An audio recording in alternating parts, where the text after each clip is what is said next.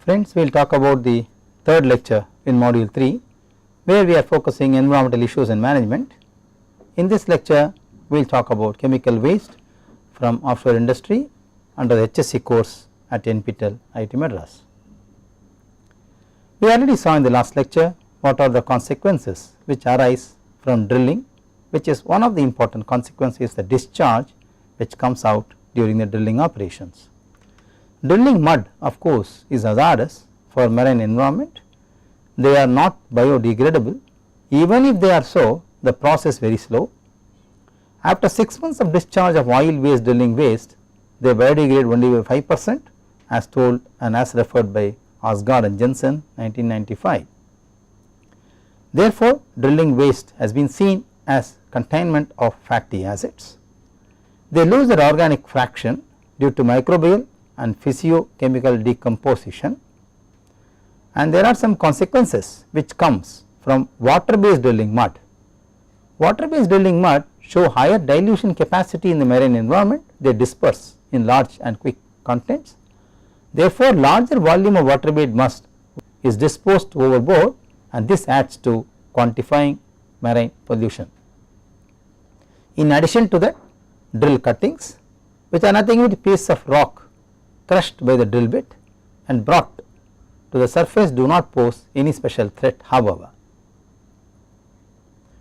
Drilling cuttings increase turbidity and smothering of the benthic organisms. Drilling cuttings contain wide array of organic and inorganic traces which are seems to be hazardous. In particular, if you got an oil based mud, they are more hazardous compared to water based muds. That is why you see in the recent trend the drilling fluids has been changed and most practically to water based muds. Discharge of large volume of drilling cuttings impose eco-toxicological disturbances in the areas of offshore production. Oil and oil products are of course the main toxic agents in drilling cuttings. If you look at the permissible limit of drilling cutting discharge, as per the literature, one can refer to a value of 100 grams per kg of the discharge, which is the upper limit of drilling cutting discharge in the marine environment. But unfortunately, in real sense, this concentration is exceeded far by close to about 100 times. Drilling waste therefore, when discharged into marine environment, it is very clear that it disperses solid phase. This contains clay minerals, barite and crushed rock as a content of the discharge. Large and heavy particles do undergo rapid sedimentation, which settles on the seabed and causes lot of contamination to the seabed and the marine organisms. Small fractions of course gradually spread over very large distances around the concentration of drilling sites. The produced waters, which are byproducts during the drilling operation, are another form of discharge which comes from the offshore platform, which are quite high and vulnerable in its volumetric content. They of course include solutions of mineral salts, organic acids, heavy metals and suspended particles. When these contents combine themselves with injection water, injection of course is the one which is used for enhancing the oil recovery from the well, the deck drainage and the ballast water, they induce more complications due to the mixed chemical composition of their content. Now let us come to the point of how to control the oil spill if it occurs in offshore sites.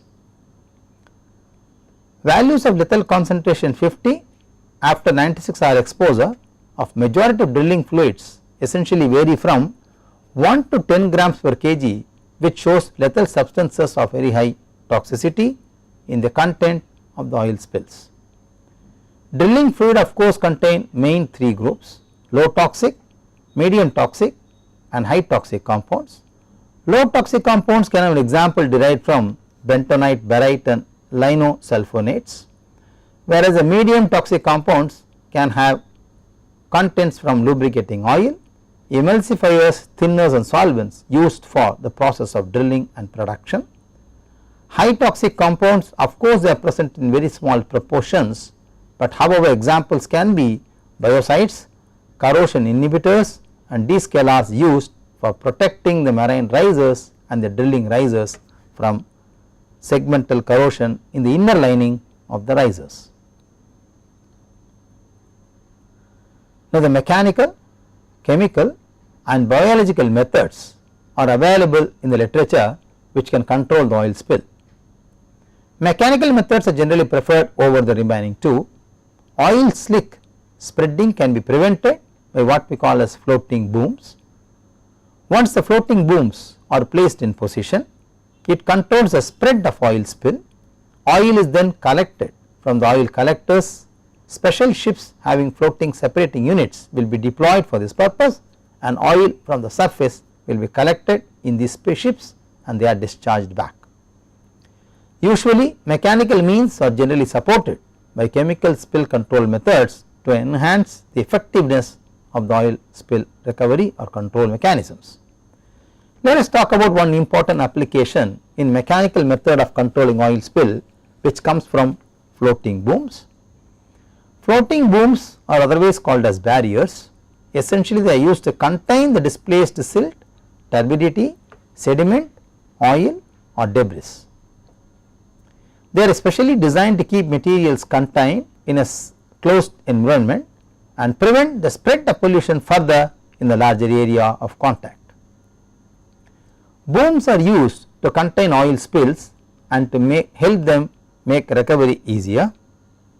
Using booms will improve the concentrate of oil in thicker surface layers, by which the secondary methods of recovery can be useful in cleaning or maintaining the enhancement of oil spill control in an efficient manner. So people use skimmers, vacuums or other collection methods more effectively once you contain the oil spill using boomers. Skimmers are nothing but boats that can remove the oil from the sea surface. They are essentially used to prevent oil spread to the coastal lines. Booms are the first containment method and last equipment which are generally removed from the site of an oil spill. The picture we show you on the right is actually a boomer which is now containing the oil spill, spreading from one contained area to the remaining area. They are effective of course in calm waters. However, when the wave height increases, it washes the contaminants over the top of the booms and make it ineffective. Booms are used in series, not in individual or isolation. Therefore, the containment of oil spill can be made more effective. Booms are nothing but floating physical barriers which are either made of plastic, metal or other buoyant materials.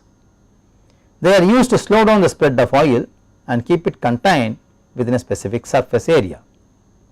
Booms are of course deployed using mooring lines because they have to stay in position.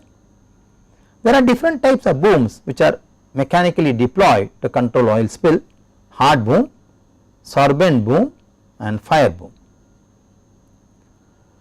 Hard boom actually contains cylindrical float at the top and is weighted at the bottom.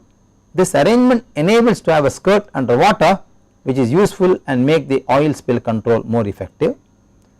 Booms can also be used to set or direct the flow of oil spreading if current and wind is not too strong in the specific location. Therefore, hard booms also have a subcategory called deflection booms which are used to set or direct the flow of oil spread in the desired manner as decided by the local authority. Sorbent and fire booms are another classical types of booms which are mechanical means of controlling oil spill. Sorbent booms is similar to a sausage that absorbs oil. Sorbent booms do not have skirts, therefore they can't contain oil for a very long period. However, they are effective because they can absorb oil much faster. Fire booms of course consist of floating metal cylinder at the top and have a thin metal plate that forms the skirt in the water. It is used to contain oil for a longer time so that the oil can be flared up or burnt off in the position. The photographs what you see here in the slide now are very interesting. This is one of the hard boom which is containing the oil in a specific location. This is also an example of an hard boom which is moved to the seabed, which contains or prevented designed to prevent the oil spill further. This is a skimmer, which is nothing but a special boat which collects the contained or the controlled oil spill by a mechanical device, and of course what you see here is a flare which has been set by the contained oil, which is done by what is called as a fire boom. The fire boom actually contains and retains oil for a longer time, then that is being set ablaze or set fire, so that the oil contamination is controlled within a specific location. Let us try to now understand what are the environmental management issues related to oil spill alone or the chemical spill in general. Environmental issues of oil and gas development is one of the current focus of scientific and public attention all over the world, because the effects caused by this are highly irreversible in nature. Environmental management policies therefore should and are accounting for the following factors. What would be the balance of the current and future interest in terms of oil spill spread and control? What are the possibilities of alternate source of energy? Can we get rid of really the oil and gas production from the deep sea? What are those natural conditions which can be maneuvered or altered or can be designed accordingly, so that any catastrophic happening from the environmental issues can be contained or controlled to a larger extent? Let us also look into the policies related to ecological factors which either influence or promote the control of oil spill in a larger manner. We should also look at the technical and economical factors by which a design can be suitably done, so that if at all an accident occur, the oil spill or the environmental issues are controlled to a very large manner. Unfortunately, friends, many developing countries are involved in continuous exploitation of natural resources to ensure environmental sustainability. Therefore, a very constant revisiting environmental management issues by these developing countries is on a very low scale. If you look at the environmental protection principles based on which the principle should be arrived at, one should always look at the acknowledgement of socio-economic stipulation. Many countries are actually framing policies in cooperation with oil producers, fishermen and environmentalists, by which they can achieve mutual understanding across the respective domains, so that the ecology is completely maintained and balanced. There should be an indication of expediency of developing offshore natural resources which are quite fast in nature and high economically supportive by the local governments. Of course, using an ecocentric approach in contrast with anthropocentric approach is what people generally follow in dividing or devising the environmental protection principles. This alternative approach ensures stability of natural ecosystems, and of course it supports conditions for self renewal of biological resources. Environmental protection policies are therefore governed by the regional aspects, which accounts for specific features of different marine basins. Therefore, a general global guideline is very difficult to follow and implement, because most of these protection policies should be based upon the local areas and the factors influencing the local government in terms of diverse climate, socio-economic factors, and of course other economic characteristics which govern such kind of protection principles in general. There are some general guidelines which are framed by joint group of experts of scientific aspects of marine pollution, which is GSAP 1991, which still forms now a general guideline for environment protection principles followed by oil and gas industries. These guidelines indicate three main blocks in the global perspective: planning, assessment and regulation if any kind of accidents do occur. The current regulatory measures for discharging of drilling waste, which is one of the important pollutant or contaminant in the seawater, includes the following stipulations, which are strictly implemented and being practiced in most of the developed and developing countries in the world. Discharges into sea require authorization and must comply with certain regulations. Free discharge of drilling waste is completely and totally abandoned and banned by most of the countries in the world. concentration of oil and oil products, which should be determined using standard tests, should not exceed acceptable results and standard values published in the general guidelines. For example, the lethal concentration 50 values for discharge samples during 96-hour MICIT toxicity test should not exceed 30 grams per kg as referred by Dawn in 1995. There are a few standards and requirements which must be implemented and practiced, which is by and large practiced in almost all developed and developing countries. The content of mercury and cadmium in the barite based drilling fluid is phenomenally restricted by its content and quantitative measure. Friends, please understand, no discharge of drilling waste is allowed in waters within 3 miles from the shore. No discharge of diesel oil is any time allowed in the sea. No discharge of free oil based on static sheen test is allowed to be discharged in the marine sea. Average limit of oil concentration should not be more than 7 milligram per liter for a monthly oil content and 13 milligram per liter for an average daily oil concentration. Discharge is to be measured within 4 miles from the shore site. Let us look at few factors which are governing the ecological monitoring of environmental management. Ecological monitoring, of course, is a system which is in position to collect information about the changes in the natural parameters which are caused by the environmental pollution in the marine environment. So, you measure the natural parameters and then monitor them continuously over a period of time using certain information which are collected from the sea site itself, and this system or the scheme is called ecological monitoring. It is considered as one of the main elements to control and manage activities related to marine pollution by and large in the world. Biological monitoring is based on measuring molecular and cellular effects under low levels of impact that is not capable by chemical analysis. Ecological monitoring, of course, is very important in offshore oil production, and it is to be done and generally carried out at local level itself. There are different stages when you talk about ecological monitoring. Firstly, the possible potential hazards which arise from impact sources are to be identified, followed by which in the second stage one has to do regular observations of marine biota which are conducted to qualitatively assess the biological responses in organisms which is caused because of the drilling discharge in the marine environment. At the next stage, which is the third stage, people do conduct cause effect relationship between the documented biological effects and the impact factors which are studied in the first stage. At the fourth stage, people arrive at what is called total impact on marine environment and the biota, which is assessed at this stage. It includes the impact on commercial species and biological resources by and large.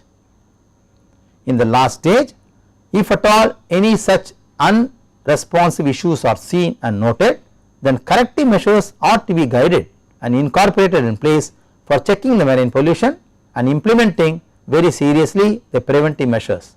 When such issues occur, the site is revisited. Again, all stages of ecological monitoring is carried out to assess and ensure that at the last stage correcting measures are implemented, and of course the marine pollution caused by the drilling discharges and chemical waste in the marine environment is very much less than the threshold value accepted and given as guidelines by the international regulatory bodies. When you talk about chemical waste in general which comes from the oil and gas industry, there are different types of chemicals and waste that actually enter the marine environment, which is extremely wide in nature. They contribute overall about 80% of the marine pollution. Produced waters, ballast and injection waters, drilling cuttings and fluid are the main sources of pollution which comes from the marine environment, out of which drilling fluids plays a very important role. The toxicology of fluids is based on acute experiments.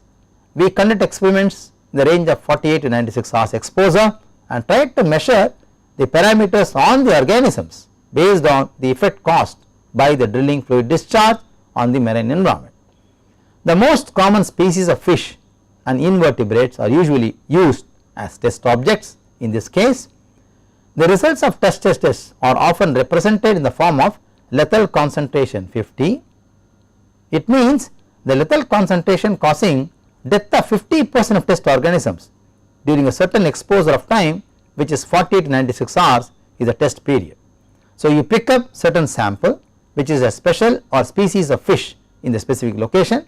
If 50% of that sample selected is ending in fetal, then that concentration is called as LC50, which should not be allowed to be continued in the marine environment.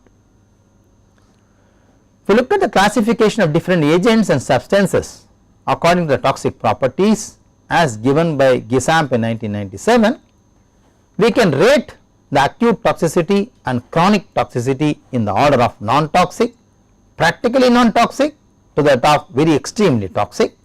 The moment we say toxicity to be classified and arranged, then we must look at the lethal concentration 50 at the period of exposure of 40 to 96 hours as a standard test procedure, and the values given here are actually milligram per liter, and based on this we are going to rate them as non-toxic or extremely toxic, which gives on a value of 0 to 6 on a 6-point scale.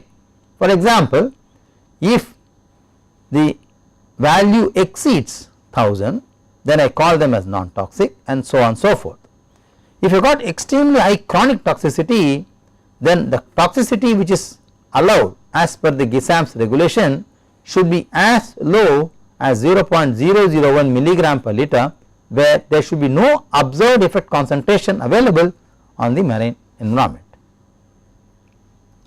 Similarly, in parallel, if you look at the toxicological effects of some drilling fluids, which are water based muds, linosulfate drilling fluids, water based ammonia drilling fluids, and there are drilling fluids of other different types, look at the concentrations in terms of milligram per liter, and also let us look at the effects caused by these kind of drilling fluids in the toxicological effects. You see that the water based drilling muds with a concentration up to 50 milligram per liter changes the rates of respiration and heart contraction of the sea mammals, whereas the drilling fluids of different types whose concentration exceeds 100 milligram per liter even reduce the survival of these kinds of mammals. If you also look at toxicities of drilling fluid components which are present, looking at barite, bentonite, ferrochrome linosulfonates and carboxyl methyl cellulose, the primary function of these kind of components is also listed in the table along with the concentration seen in general milligram per liter. If you look at the effects of these components of drilling fluid on the toxic effect on the mammals living in sea, it is seen that the carboxyl methyl cellulose with a concentration 1 to 20 milligram per liter, it results in reduced oxygen consumption and it results in serious biochemical changes in the marine environment. If you look at the drilling fluid components in general, which contains condensed sulfide methylated tannins, oxyalkylate alkyl phenols or linosulfate derivatives, then in that case the primary function of this is used as a thinner or viscosifier, descaling agent or deflocculant agent in the drilling operation, and the permissible concentration varies somewhere from 12 to as high as 1500 milligram per liter in case of sulfide methylate tannins. And if you see this kind of high concentration in general, the toxic effect caused by these fluid components may result in death and reduce survival even at a concentration of about 100 milligram per liter. Therefore, it is important that every fluid component which is arising from drilling fluid or a drilling waste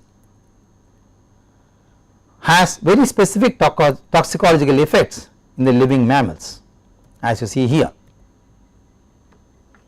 If you try to classify them in terms of drilling fluid components and the discharges depending on their ecotoxicological hazards, which comes in a factor called factor of ecological hazard, which is called FEH, which is plotted in an x axis here, and the classification is done at 3 groups of 1, 2 and 3, which is bentonite and other clays, surfactants and heavy metals. In that case you will see the classification of these drilling fluid components have been also arranged in terms of the FEH number, as you see in the table matrix as shown in the slide now. Therefore, friends, it is very clear that we understand drilling cuttings also contain undesirable contaminants which can result in marine pollution.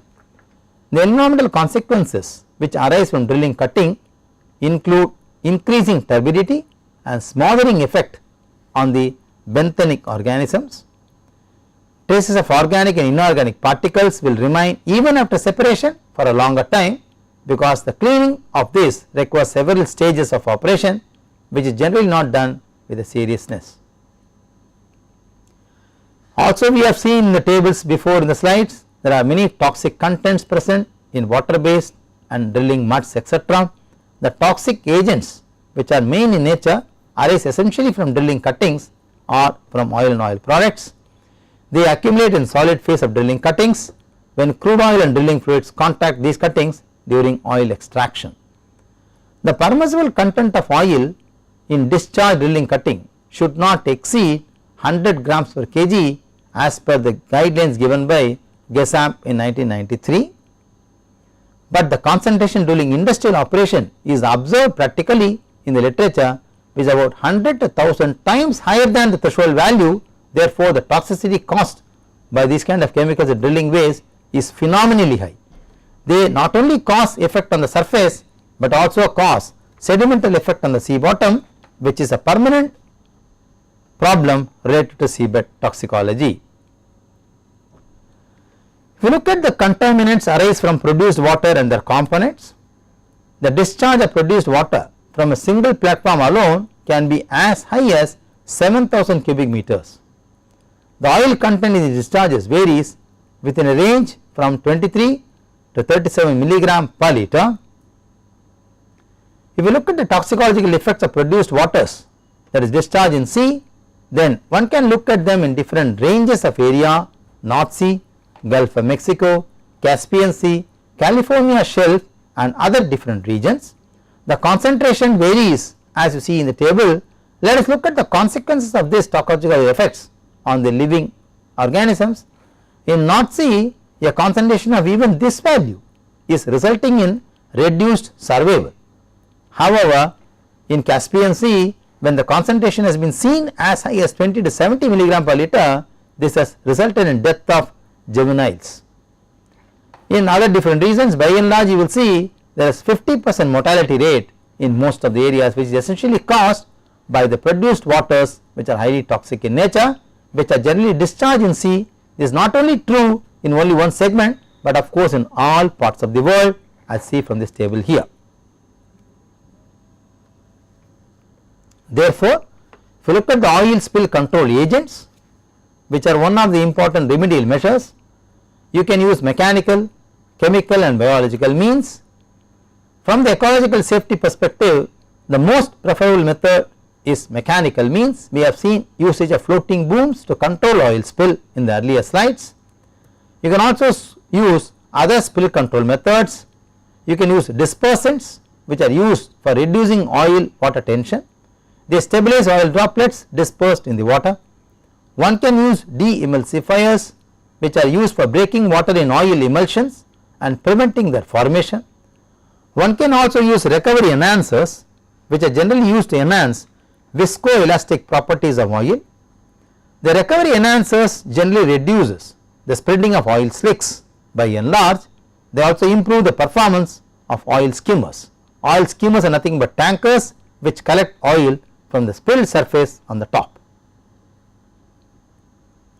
One can use headers, which are used for decreasing the spreading pressure of oil and collecting it into a smaller area before mechanical removal methods are deployed for such causes.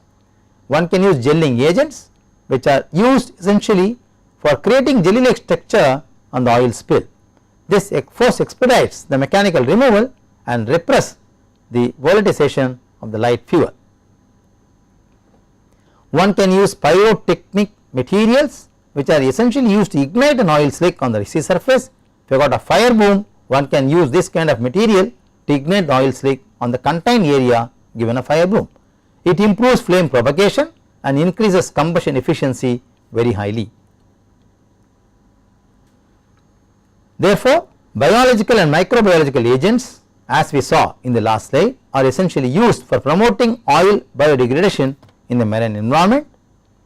Cleaning agents are also used for washing oil from onshore surfaces and structures and then removing them from the bird's skin layer as well. There are some selected references which I would mark in this particular lecture. Dix 1989, Ecological Impacts of the Oil Industry, Keynes 1992, North Sea and the Environment, Developing Oil and Gas Resources, Bosch and Rebellias 1987, Long term environmental effects of offshore oil and gas development, Stanislaw Patin 1999, Environmental Impact of Offshore Oil and Gas Industries, Neff 1998, Fate and Effects of Drilling Mud and Produced Water Discharge in Marine Environment, Neff, Rebellias and Bosch 1987, Offshore Oil and Gas Development Activities potentially causing long term environmental effects, Davis and Kingston 1992, Sources of environmental disturbances associated with offshore oil and gas developments, and so on. Friends, in this lecture we understood what are the different components present in drilling fluid and the chemical waste which are responsible for causing marine pollution. There are some methods by which they can be contained, which we saw as mechanical and chemical agents which can be used to contain oil spill and removal of oil spill once they occur in the marine environment. Thank you very much.